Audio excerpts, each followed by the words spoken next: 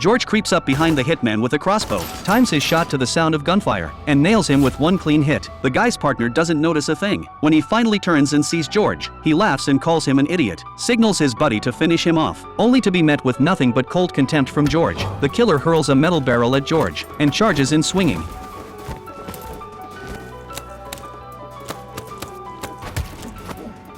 After a brutal close-quarters brawl, the killer ends up on the ground. George demands to know who sent him. The guy won't say a word, so George douses him in gasoline to scare him into talking. But instead of cracking, the man lights himself on fire.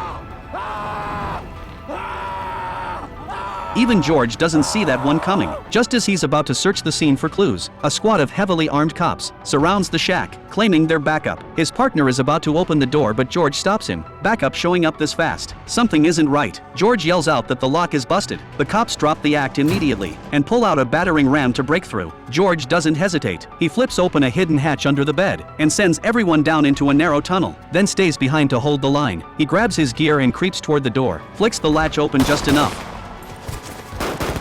The rest outside open fire non-stop, but the metal walls hold up way better than expected. The second they pause to reload, the lights go out. George pops up through the roof. Realizing brute force isn't working, they toss in smoke grenades to flush him out. But the moment they duck back into their vehicles, George is already standing at the car window, weapon raised. Everyone inside freezes. George doesn't finish them off. He lets them go. They floor it out of there. George tails them the whole way, and finally traces it all back to a former police chief he personally put behind bars. George plans to sneak in and take him out directly, but then finds out one of his crew got grabbed by a mole. Rescue comes first. At that moment, the dirty cop is torturing one of George's guys for information. George appears behind them out of nowhere.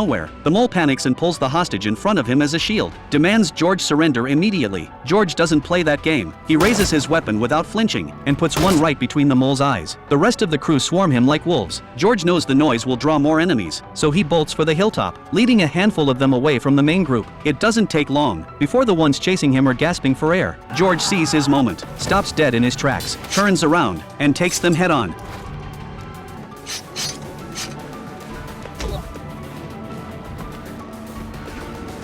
After a vicious fight, George clears out every last pursuer and gets his partner out alive. But he knows 2 more brothers are still out there waiting for him.